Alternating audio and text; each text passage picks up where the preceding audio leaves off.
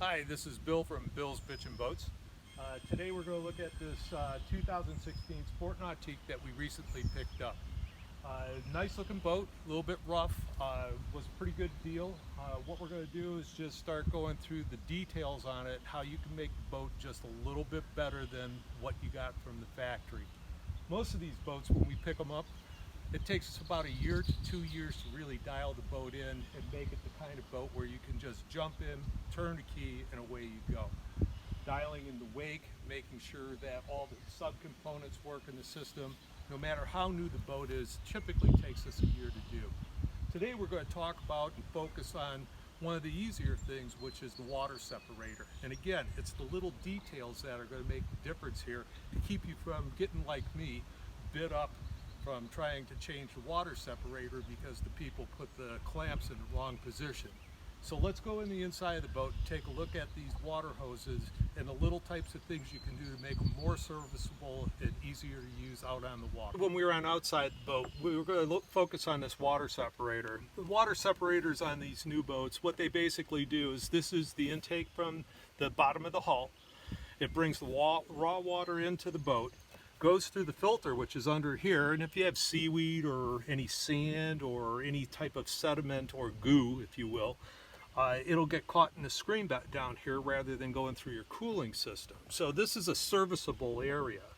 What they basically tell you is every time you go out you should look at this. I don't know if that's really necessary, but I do recommend that at least once a week you take a look at this, or if you see that your temperature is fluctuating from the dash gauge, again, this is the first place to look. So when we started working on this boat, obviously I got cut up pretty good, and this is one of those things where I say it usually takes a year to dial in your boat.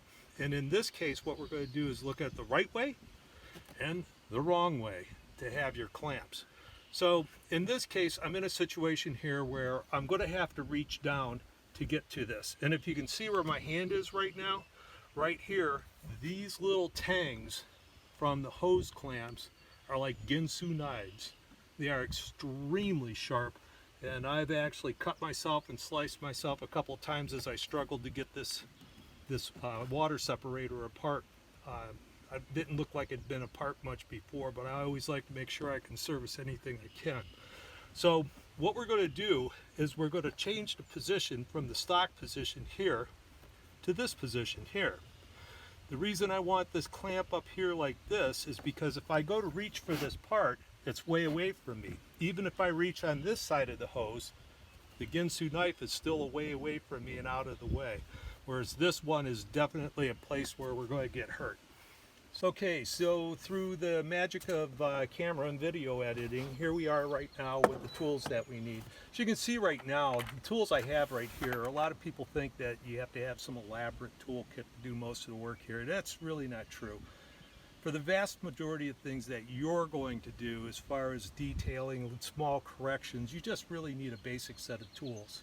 So right now we're going to start adjusting these band clamps, these stainless steel band clamps, Ginsu knives if you want. And for this, all I'm going to need is a 5/16 socket. You could use a screwdriver if you want, but I recommend a 5/16 socket. That way you won't slip off of it. It's quicker. And all we're going to do is basically take the clamp off. This takes a moment. Okay, now that I got the clamp completely loose and you notice that it released from the back, what I'm going to do is pull this off, trying not to stretch the band clamp. That way it'll be all ready to go back together naturally. Now what I'm doing is I'm flipping the direction. So it was on here like this before. I'm going to flip it in this direction. That'll allow me to bring the Ginsu knife, if you will, the sharp edge, up vertical here where we can see it and keep it out of our way. So I'm going to gently put the band clamp back in place, trying not to stretch it out. I'm holding the band to help feed it into the screw here, which is going to tighten it. I'm going to bring band clamp tight again. And now I'm going to carefully position it into a location and try to make it look as even as the other side as we can. It's the details on boats that make the difference and make yours better than the next person's. So it doesn't take much to do the job right. Nice and snug. That's all there is to it. Now I can reach under without my hand or arm being anywhere near the strainer and get this thing out without doing this again. And that's it for today's quick tip. I'll see you again.